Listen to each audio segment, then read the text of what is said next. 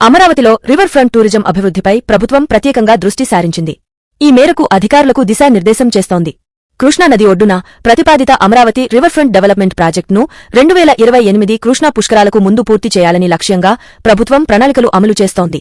అందులో భాగంగా అమరావతిలో 27 కిలోమీటర్ల రివర్ ఫ్రంట్ 7 దీవుల అభివృద్ధికి ప్రభుత్వం సన్నాహాలు చేస్తోంది. ముందుగా ఉద్దండరాయునిపాలెంలో 3 కిలోమీటర్ల పైలట్ ప్రాజెక్టును పూర్తి చేయాలని లక్ష్యంగా పెట్టుకున్నారు.